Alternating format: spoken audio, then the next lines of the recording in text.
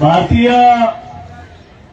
सशस्त्र क्रांतीचे आद्यजनक क्रांतिगुरू लवजी वस्ताद यांच्या पदस्पर्शाने पावन झालेल्या पुण्याच्या संगमवाडी या ठिकाणाहून सुरू झालेली ही ऐतिहासिक क्रांती महापदयात्रा आज साहित्यरत्न अण्णाभाऊ साठे यांच्या पदस्पर्शाने पावन झालेल्या या मुंबई नगरीमध्ये आझाद मैदानमध्ये दाखल झालेले आहे।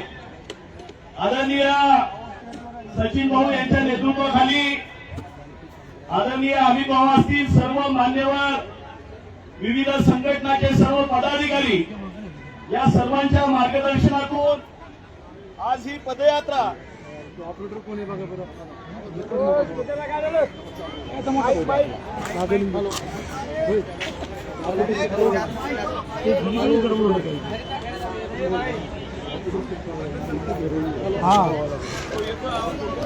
सचिन भाऊ तुम आगे बढ़ो, हम तुम्हारे साथ हैं। आरक्षण आमचं हक्काचं, कोण म्हणतं देणार नाही।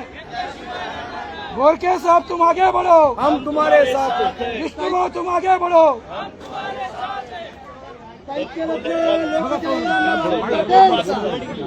लाट गेली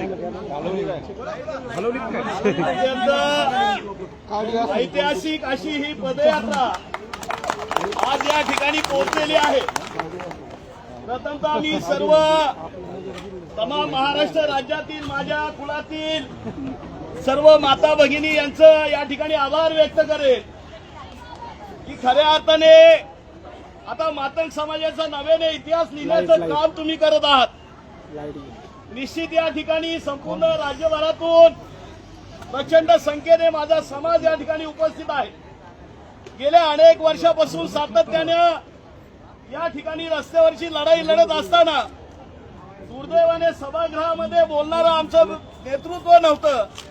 मात्र निश्चित आम्ही भाऊंच्या रूपाने हे नेतृत्व या सभागृहामध्ये लाभलं आणि खऱ्या अर्थाने गेल्या 30-35 वर्षापासून हा आरक्षणाचा जो लढा या ठिकाणी असंख्य संघटना, समाज बांधव आणि भगिनी देत होत्या, त्याला कुठेतरी खऱ्या अर्थाने बळ मिळालं, एक ताकद मिळाली आणि हा लढा आता अंतिम टप्प्यामध्ये आहे। संपूर्ण राज्यभरातल्या वेगवेगळ्या जिल्ह्यामध्ये मोठ्या संख्येने कसलीही कुणाचीही मदत नसताना अगदी स्वयंस्फूर्तीने माझा समाज पोटात काही आहे की नाही, खिशात त्याच्या काय आहे की नाही याची कसलीही पर्वा न करता त्याला निरोप मिळाला की तो त्या ठिकाणी आपली हजेरी लावत आहे। कालपासून संपूर्ण राज्यभरातून फोन येत होते, अनेक असंख्य कार्यकर्ते आजच्या ऐतिहासिक मोर्चासाठी निघाले होते। सर्व पदयात्रींनी 17 तारखेपासून मी पाहत होतो, सचिन भाऊशी चर्चा करत होतो, प्रचंड यातना, प्रचंड वेदना त्यांना या प्रवासामध्ये होत असताना, आधी चर्चा त्या ठिकाणी चालू असताना एक काळजी वाटत होती की प्रचंड कडक असं ऊन, काही ठिकाणी पाऊस, अशा परिस्थितीमध्ये ही पदयात्रा दर मजल करत करत आज या ठिकाणी पोहोचलेली आहे। काही वेळापूर्वी सरकारला या ठिकाणी पदयात्रींच्या वतीने निवेदन देण्यात आलेलं आहे। माझी तमाम या राज्यातील आपल्या सर्वांना विनंती आहे की बाबा आता स्वस्त बसू नका, आळस करू नका। ही वेळ फार महत्वाची आहे। एक ऐतिहासिक असं हा सगळा प्रसंग असताना समोर जे काही चाललंय, विरोधक काय बोलतायत काय नाही त्याच्याकडे लक्ष देऊ नका। शेवटी ते देखील आपले बांधव आहेत।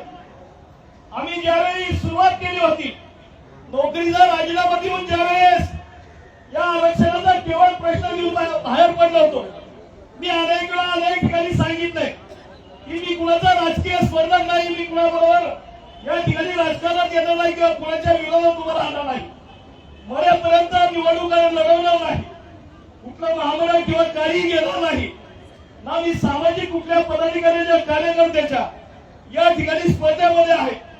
मात्र आम्ही भाऊ तुमच्या बरोबर माझी मात्र स्पर्धा सुरू झालेली आहे। या ठिकाणी जर सोशल मीडिया उघडला तर सगळ्यात जास्त शिवेट कोण खाते याची स्पर्धा सुरू झालेली आहे। खरं तर मला हे अपेक्षित नव्हतं, ही स्पर्धा अपेक्षित नव्हती आणि भावाकडून या पद्धतीची वागणूक मिळेल अशी कधी अपेक्षा नव्हती. एकंदरीत परिस्थिती पाहताना खरं तर सर्वात प्रथम सर्वात पुढे आपण आलं पाहिजे. कारण मानवडीच्या शेजारी असलेला भालवडा आमचा दुग्ध तुमच्याशिवाय कुणाला माहिती आहे. आणि मग या ठिकाणी तुम्ही साथ देण्याच्या ऐवजी ज्या पद्धतीने या वर्गीकरणाला विरोध करत आहात, माझी तमाम सर्व बांधवांना सर्व विरोधकर्त्यांना विनंती आहे की या ठिकाणी खऱ्या अर्थाने दलितांची एकजूट आपल्याला ठेवायची असेल तर प्रत्येकाला ज्याचा त्याच्या लोकसंख्येच्या प्रमाणातला आणि मागासच्या पदाच्या आधारावर या ठिकाणी वाटणी झाली पाहिजे. हा विरोध होत असताना संपूर्ण राज्यभरामध्ये आज आपण जर सोशल मीडियावर पाहिलं तर अनेक इतर जाती धर्माच्या लोक सुद्धा या वर्गीकरणाला पाठिंबा देत आहेत. दुर्दैवाने त्यांना सुद्धा ट्रोल करणं चाललेलं आहे. या ठिकाणी फारसा वेळ झालेला आपण सकाळपासून या ठिकाणी थांबलेला आहात. प्रचंड पावसामध्ये आपण या ठिकाणी हा मोर्चा यशस्वी केलेला आहे. निश्चित या ठिकाणी सरकारकडे अमित भाऊ असतील, सचिन भाऊ या ठिकाणी त्यांचं सर्व शिष्टमंडळ जाऊन भेटून आलेला असेल. आपल्याला त्या संदर्भात माहिती दिलेलीच असेल. आता माझी विनंती आहे आपल्याला घाई करू नका, टेन्शन घेऊ नका. आरक्षण यांना द्यावंच लागेल कारण ते आमच्या बापांनी बाबासाहेबांनी दिलेला. कुठल्याही परिस्थितीमध्ये या ठिकाणी आरक्षण आम्हाला द्यावं लागेल. त्या पद्धतीने मातंग समाजाची या ठिकाणी भावना आता रस्त्यावर दिसू लागलेल्या. अनेक जिल्ह्यामध्ये आणखी मोर्चे व्हायचे राहिलेले आहेत आणि सोलापूर आणि पुणे पण लागलेला आहे. त्यामुळे टेन्शन घेऊ नका. जेवढ्या मोर्चे होतील तेवढ्या होत्या. ज्याला शक्य असेल त्यांनी आहे त्या ठिकाणी आपण हे दिली पाहिजे. त्या मोर्चामध्ये सहभागी झालं पाहिजे. पुणे शहराला या ऐतिहासिक मंचावर मी विनंती करेन, सर्व नेत्यांना विनंती करेन की बाबांनो या कालावधीमध्ये आपलं नेतृत्व आपली संघटना बाजूला ठेवून निश्चित तो झटणार आहे, तो तर नंतरच आहे भविष्यामध्ये. त्यामुळे या ठिकाणी प्रत्येकाने येणाऱ्या कालावधीमध्ये आपण संयुक्तपणे एकत्रितपणे या ठिकाणी हा विषय घेऊन पुढे गेला पाहिजे. येणाऱ्या कालावधीमध्ये लवकरात लवकर सर्व जिल्ह्याचे मोर्चे झाल्यानंतर एक मुंबईचा असा मोर्चा, एक आजचा ऐतिहासिक मोर्चा आपण करूया की या देशामध्ये असा मोर्चा झाला नसेल एवढ्या मोठ्या संख्येने मात्र सभा तिथे उतरूया. एक दिवस तरी का होईना ही मुंबई आमच्या अंगावरची, ती मुंबई एक दिवस तरी का होईना आपण मागाच्या नावाने राहणार, आमच्या नावाने बंद केल्याशिवाय महाराष्ट्र महाराष्ट्र भाऊ भाऊ महाराष्ट्र महाराष्ट्र भाऊ भाऊ महाराष्ट्र बंद करायचं. महाराष्ट्र मुंबई नाही, अख्खा महाराष्ट्र बंद झाला पाहिजे. महाराष्ट्र अख्खा आपल्या मागण्या जर मान्य झाल्या नाहीत महाराष्ट्र बंद झाला पाहिजे.